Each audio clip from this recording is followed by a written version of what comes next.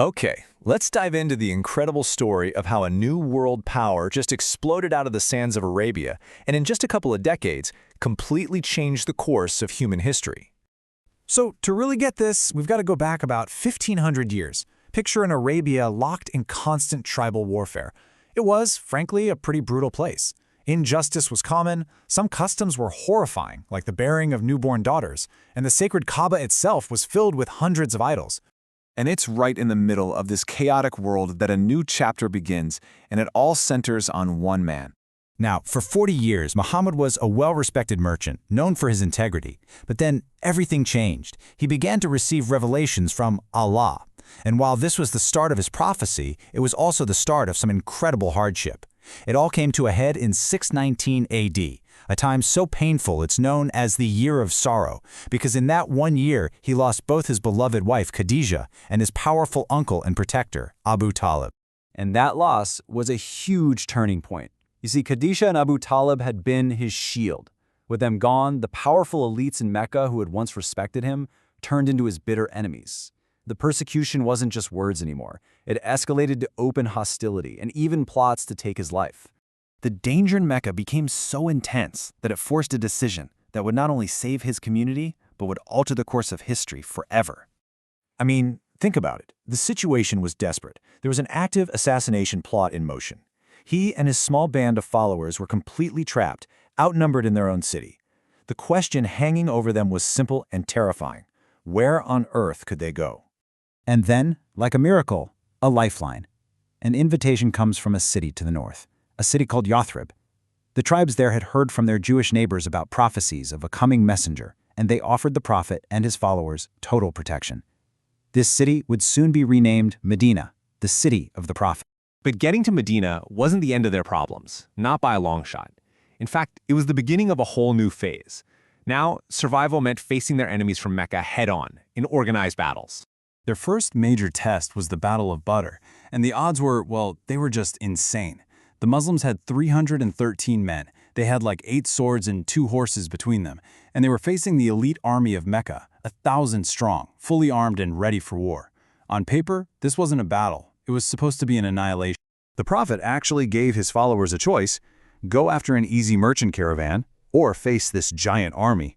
He chose the army, and their response tells you everything you need to know about their faith. Ya Rasulallah Allah, O Messenger of Allah, whatever you say will be done. Their commitment was total, and against all logic, they won a stunning, world-changing victory. But the next big battle, Uhud, was a brutal lesson in discipline. The prophet had placed 50 archers on a hill with one very clear order: do not move no matter what. But when it looked like the battle was won, about 35 of them ran down to get the spoils of war. That single mistake opened up a gap. The Meccan cavalry charged through, and a near-certain victory turned into a painful defeat. So Mecca decides to end this once and for all. They gather a massive coalition army, 10,000 soldiers, to lay siege to Medina. The Muslims only had 3,000 defenders. But they had an ace up their sleeve, a brand new tactic nobody in Arabia had ever seen before. On the advice of a Persian convert, they dug a huge trench around the city, and it completely baffled the attackers. The siege stalled out. The trench was working. So the enemy's greatest warrior, a man who was basically a legend, finds a way across. He rides up to the Muslim lines and starts taunting them, challenging any man to face him in a duel. And just silence. 3,000 warriors, and nobody moved. Nobody, that is, except a 27-year-old, the Prophet's cousin, Ali. He stood up. The Prophet told him to sit down. The challenge was repeated, and again, only Ali stood. On the 3rd time, he was given permission, and in a stunning duel, Ali defeated the champion. That one act of courage absolutely shattered the morale of the enemy army, and soon after, they just packed up and went home. That victory was a massive psychological blow to Mecca. They'd never again be able to mount a serious attack.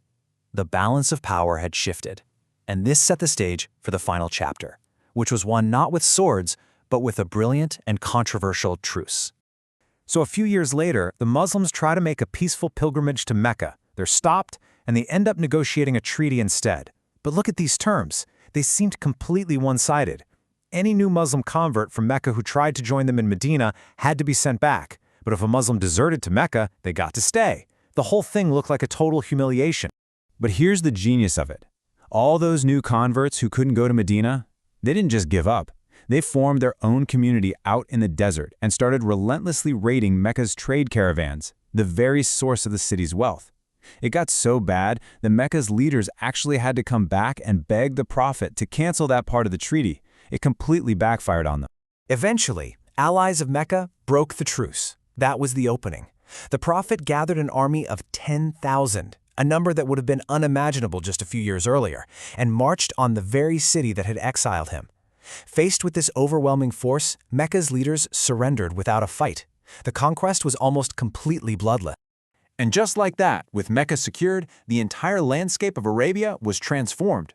This wasn't just a victory, it was the birth of a new, unified power in the heart of the region. And the momentum just kept building.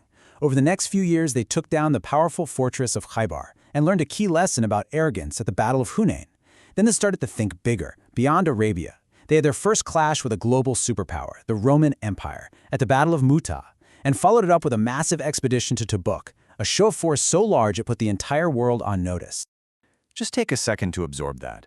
In a little over 20 years, this movement went from a tiny, persecuted community hiding for their lives in Mecca to a unified state with an army big enough to challenge the Roman Empire. It's one of the most rapid and dramatic transformations in all of history. The death of the Prophet marked the end of this incredible foundational era. A new nation had been forged in fire through persecution, migration, and war. The stage was now set for an expansion that would create one of the largest empires the world has ever seen. The only question was, what happens next?